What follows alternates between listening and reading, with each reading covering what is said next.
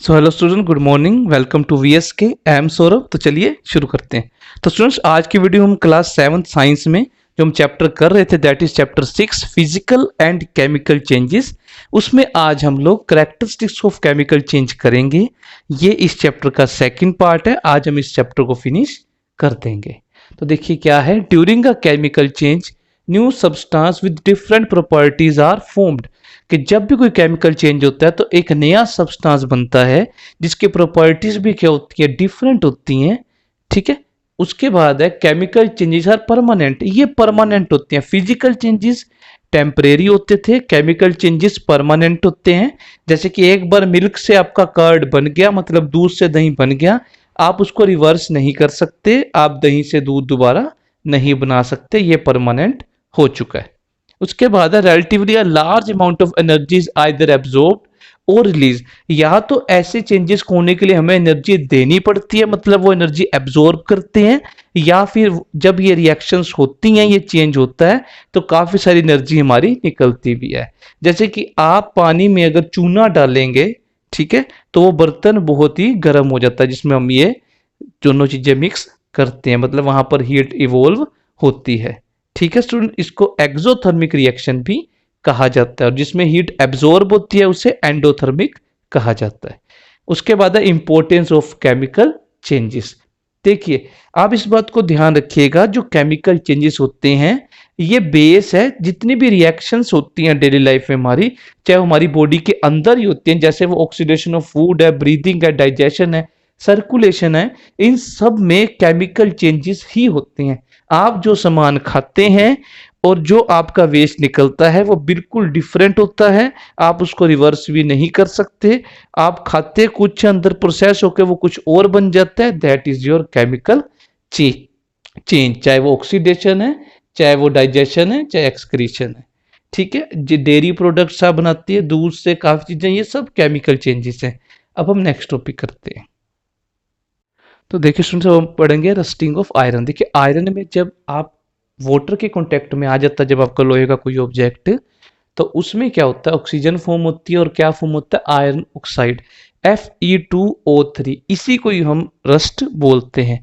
Fe symbol iron का है, Fe2O3 iron oxide.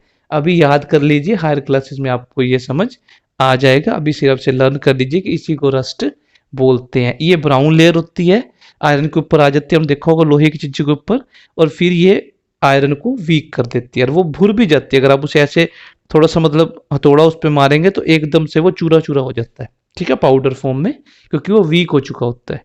When article of iron come in contact with moisture, अगर moisture के साथ iron की चीजें कॉन्टैक्ट में आएंगी तो आयरन आयरन ऑक्साइड में कन्वर्ट हो जाएगा। इसको बोलते हैं कोरिजन ऑफ आयरन। कोरिजन, कोई भी अगर मेटल आपका खराब होता है मॉइस्चर कॉन्टैक्ट में आने से, उसे बोला जाता है कोरिजन।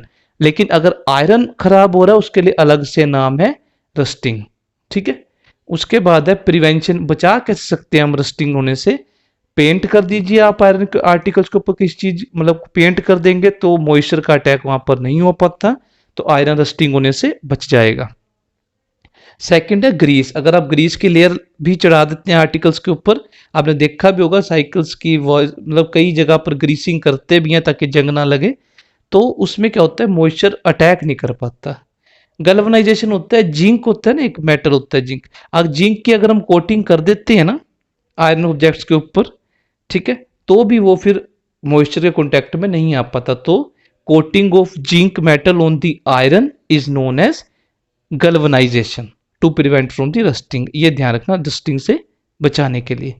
उसके बाद है अलोइंग। अलोइंग में क्या होता है, एक जो आपका मेटल है, मान लीजिए आयरन है, उसकी हम अलोइंग कर देंगे, किसी और मेटल के इसमें मिक्सिंग कर देंगे। जैसे आयरन है, जंग लग जाता है लोहे को, अगर हम आयरन के ऑब्जेक्ट में हम निकल की और मैंगनीज की अगर हम इसकी अलोइंग कर दें, मतलब मिक्सिंग कर दें, उससे बनता है आपका स्टील, जिसे हम बोलते हैं स्टेनलेस स्टील।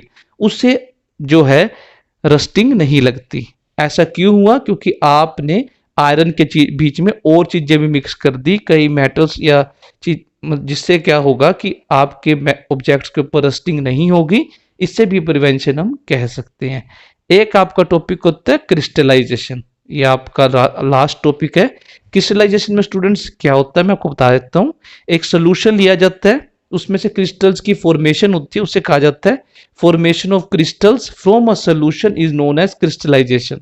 ठीक है स्टूडेंट्स, ये मैं आपको भी समझा देता हूँ कि क्रिस्टलाइजेशन का क्या मीनिंग होता है। अब देखिए जरा, तो देखिए स्टूडेंट, जैसे कि स्टेनलेस स्टील मैंने आपको बताया अलॉय होता है आयरन का, उसमें निकल, क्रोमियम और मैंगनीज हमने मिक्स किए होते हैं, तो उस पे फिर स्टेनलेस स्टील पे जंग नहीं लगता, तो ये हमें फायदा हो गया। अब देखिए क्रिस्टलाइजेशन होता है formation of big and pure crystal of a substance from its saturated solution. के मान ला कोई सब्सटेंस है जो इम्प्योर है, उसमें क्या इम्प्योरिटीज हैं जो आपको नहीं चाहिए। ठीक है, अगर आपने उसमें से, जैसे कई बार मिट्टी आ जाती है हमारी किसी चीज में, हम कहते हैं मिट्टी नहीं होनी चाहिए इसमें, या कंकड़ नहीं होनी चाहिए खाने में, इम्प्योरिटीज होती है ना, ऐसे कई बार कोई हमारा सब्सटेंस होता है उसमें इम्प्योरिटीज मिक्स होती है, हमें उसे अलग करना होता है। जैसे कि कॉपर सल्फेट CuSO4, ठीक है, इसे रंगाई में यूज किया जाता है, कपड़ों को जो रंगाई करते हैं उसमें, नीला थोथा बोलते हैं हिंदी में इसको। ठीक है, ब्लू कलर का होता है, पर्पल कलर का। तो इसकी हमने क्या करनी है, क्रिस्टलाइजेशन, मतलब हमने इसकी एक प्योर फॉर्म बनानी है। तो हम क्या करेंगे, ये पाउडर फॉर्म में होता है, एक बीकर लेंगे, उसमें हम क्या करेंगे, पहले हम उसमें सल्फ्यूरिक एसिड डालेंगे H2SO4। ठीक है, ये थोड़ी सी ड्रॉप्स हम डालेंगे। ठीक है, वाटर डालेंगे, उसके बाद सल्फ्यूरिक एसिड डालेंगे ताकि रिएक्शन थोड़ी सी फास्ट हो जाए। उसके बाद हम उसको 3/4 भर लेंगे, 75% बीकर को पानी से, सल्फ्यूरिक एसिड डाल दी। ठीक है, आप 50% भी भर सकते हैं। सल्फ्यूरिक एसिड हमने डाल दी, उसके बाद हम क्या डालेंगे उसमें, हीट करेंगे उसको। ठीक है, थोड़ा सा, उसके बाद हम उसमें कॉपर सल्फेट का पाउडर डाल देंगे।